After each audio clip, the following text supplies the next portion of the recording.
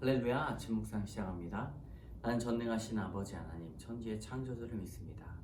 나는 그의 유일하신 아들 우리 주 예수 그리스도를 믿습니다. 그는 성령으로 잉태되어 동정녀 마리아에게서 나시고 본디오 빌라도에게 고난을 받아 십자가에 못 박혀 죽으시고 장사된 지 사흘 만에 죽은 자 가운데서 다시 살아나셨으며 하늘에 오르시어 전능하신 아버지 하나님 우편에 앉아 계시다가 거기로부터 살아있는 자와 죽은 자를 심판하러 오십니다.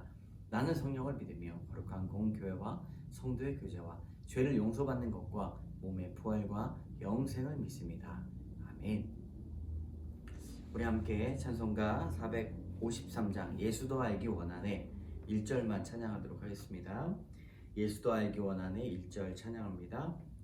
예수도 알기 원하네 크고도 넓은 은혜와 대속해 주신 사랑을 간절히 알기 원하네 내 평생의 소원 내 평생의 소원 대속해 주신 사랑을 간절히 알기 원하네.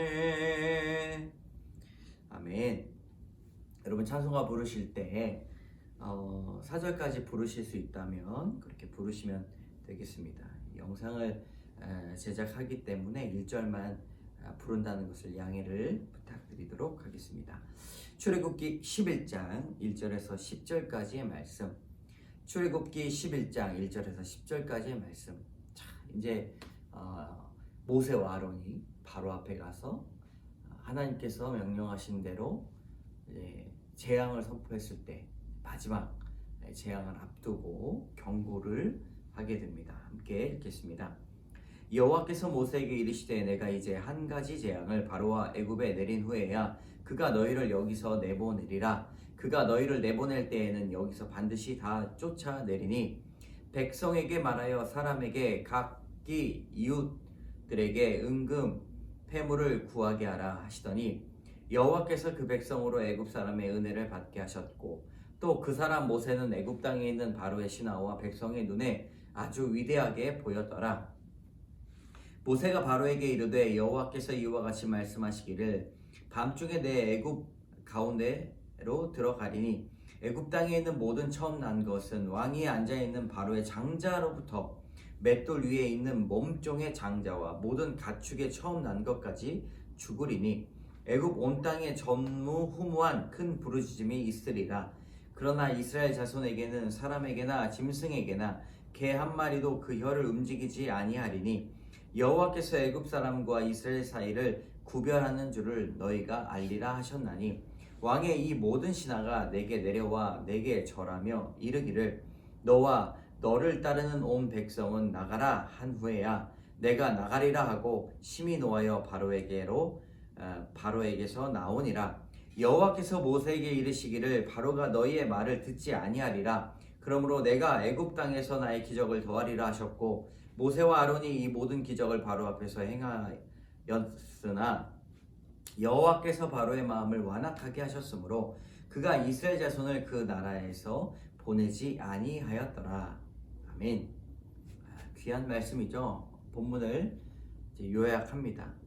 여호와께서 모세에게 한 가지 재앙, 마지막 재앙을 앞두고 경고를 하시는데 그때가 끝나야 애굽에 그것이 내린 후에야 쫓아내리라, 다 보내리라. 그러니까 너희는 준비해라. 이웃들에게 은금패물 다 구하게 하라 라고 그렇게 말씀을 하셨습니다. 그러므로 모세는 바로에게 애굽 땅에 있는 모든 처음 난 것을 죽음을 경고합니다. 바로는 어떻게 합니까? 마지막 경고 마저 묵살해 버립니다. 여러분, 이 희망의 서곡, 우리에게 들려주는 말씀, 하나님의 말씀이 희망의 서곡입니다. 여호와께서 모세에게 한 가지 재앙이 애굽에 임한 후에 바로가 백성을 보내리라 라고 알려주십니다. 하나님을 알게 하려 하시기 위한 것, 사람에게 숨기지 않으십니다. 여러분, 계시가 무엇입니까? 커튼을 치다, 보여주다, 하나님을 보여주시다입니다. 시대가 가면 갈수록 하나님은 어떤 분이신가를 우리에게 보여주신다는 것이죠. 하나님의 사람은 그분의 음성을 듣기를 소망으로 인내하며 기다릴 수가 있어야 합니다. 하나님은 출애굽의 임박함 뿐 아니라 이스라엘이 받을 영광도 말씀하십니다.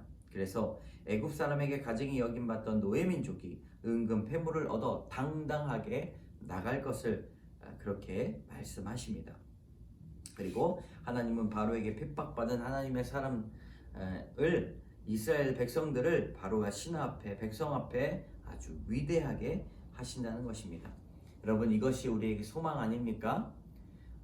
우리의 생명이 다하는 그날까지 하나님의 이름을 높이 부르면 우리를 당당하게 하시고 우리 뒤에 부모님이 어렸을 때 계신 것처럼 우리를 위대하게 하나님께서 지켜주신다라고 한 말씀입니다. 여러분, 믿음을 지키는 것은 고난을 이겨내는 힘뿐만 아니라 우리의 영혼이 위대하고 놀라운 일들을 경험하게 된다는 것이죠.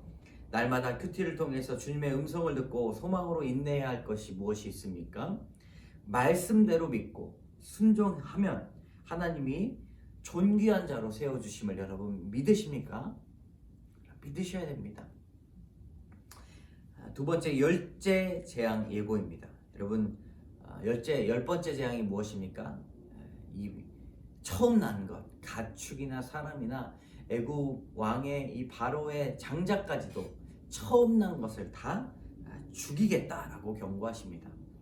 마지막 재앙이 가장 무서운 이유는 생명을 앗아갈 뿐만 아니라 재앙의 집행자가 하나님 자신이기 때문입니다. 여러분, 우리가 아침에 일어나자마자 큐티를 해야 되는 이유가 무엇입니까? 우리의 처음 것을 드리는 것이죠. 우리의 처음 시간 하나님의 것이기 때문에 처음에 말씀을 펴야 됩니다.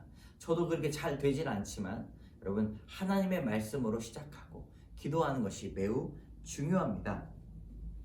하나님이 직접 재앙을 실행하시면 되돌릴 수가 없고 이스라엘 남자 아기들을 학살한 바로의 죄는 자기 후손에게 그대로 돌아오게 됩니다.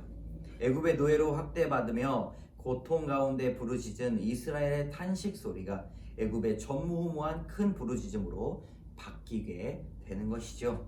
이 말씀을 통해서 적용해 봅시다. 다른 사람의 큰 부르짖음을 초래한 나의 죄는 무엇입니까? 그것을 깨닫고 여러분 회개하고 있습니까? 말씀을 통해서 큰 부르짖음을 나게 한 사람은 큰 부르짖음으로 고통받게 된다는 사실을 알고 우리가 회개해야 할 것입니다. 여러분, 회개하는 자에게 복이 있습니다.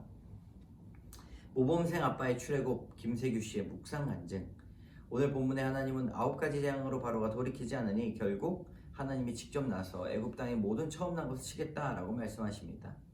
이 말씀 묵상하다가 첫째인 고등학생 아들이 생각났습니다. 사춘기를 지나고 있는 아들은 기질과 성향이 소위 모범생인 저와 달라도 너무 다릅니다. 그러다 보니 저는 아들이 학생일 때 할 공부를 제대로 하지 않아 자꾸 판단되었습니다. 얼마 전에 아들이 제게 메시지를 보내왔습니다. 요즘 운동에 관심이 생겨 인터넷 보면서 운동해 왔는데 혼자 하다 보니 한계가 느껴져서 한 번이라도 꼭 PT를 받아보고 싶은데 아빠가 도와줄 수 있어요? 정말 열심히 할게요 라고 그렇게 이야기했습니다. 외모에 관심이 많은 아들이 평소 운동 좋아하는 건 알았지만 이렇게 열심히 진지하게 운동하고 있는 줄은 미처 몰랐습니다. 그런데 제가 문자를 보고 아들이 원하는 게 PT가 아니라 학원 수강이나 과외였으면 얼마나 좋을까 그렇게 들이대며 학생이 무슨 PT야? 일단 학교 성적부터 올리고 다시 말해 라고 그렇게 아들의 요청을 딱 잘라 거절했을 것입니다. 하지만 오늘 말씀을 묵상하다 보니 제 기준에 갇혀 아들을 받아들이지 못하고 세상 방법으로 자녀를 양육하고 하려고 한 제 바로 완악한 바로임을 인정되었습니다. 그러니 열째 재앙의 경고가 애굽 같은 세상 가치관에서 그만 출애굽하라 라고 말씀이 들렸습니다. 그렇게 말씀을 듣고 아들을 꽉 잡고 있던 제 소나기의 힘이 풀리니 아들의 좋은 점이 보였습니다. 무언가 관심을 갖고 열정을 갖고 열심히 하는 것이 기특했고 그래도 아들이 아빠인 저를 어려워하지 않고 구체적 도움을 요청하는 것이 감사했습니다. 마지막 경고를 무시한 바로는 마지막 재앙으로 심판받지만 이스라엘은 그 마지막 재앙으로 애굽에서 나오게 된 것을 보면서 하나님의 경고는 하나님의 사랑임을 다시 한번 깨닫습니다. 결론을 냈죠. 오늘 제게 주신 경고의 말씀에 순종하여 아들의 손을 꼭 잡고 모범생의 세상 가치관에서 출애굽하겠습니다. 적용하기에 아들이 PT 받을 수 있도록 감사한 마음으로 도와주겠습니다. 제 생각을 말하기에 앞서 아들의 생각을 먼저 묻고 잘 들어주겠습니다. 네. 참 놀라운 간증입니다. 말씀이 어떻게 이런 삶에 이 모범생 아빠, 다른 사람들에게 욕은 안 먹죠. 그러나 아들 앞에서 이 말씀이 적용되니 아들을 쥐고 있었던 세상적 가치관이 놓아지게 된다는 것입니다.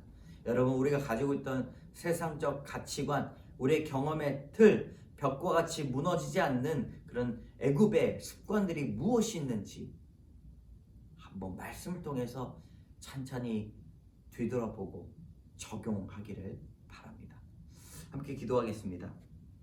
참 좋으신 하나님, 우리가 변화하고 싶지만 하나님, 우리가 문제가 무엇인지 잘 알지 못합니다. 작심하여도 3일이면 끝납니다. 그러나 하나님, 말씀을 통해서 우리의 책장을 넘겨주시고 우리의 생각을 다듬어 주시옵소서. 고달픈 현실 속에서도 늘 주님의 음성을 듣게 하시고 소망을 가지고 인내함으로 이웃에게 은혜를 받게 하여 주시옵소서. 하나님의 마지막 경고를 듣고 다른 사람들 울게 한 내 죄가 있는지 회개하게 하여 주시고 목죄고 못살게 굴었던 것이 있다면 회개하게 하여 주시옵소서. 구별된 하나님의 백성의 땅에 거의 죄와 사망으로부터 주님 보호받게 하여 주시옵소서. 놀라운 하나님의 귀한 역사가 우리 삶 가운데 이루어지게 하여 주시옵소서. 우리를 존귀하게 여겨주실 줄 믿습니다. 모든 말씀 예수님 이름으로 기도드립니다. 아멘.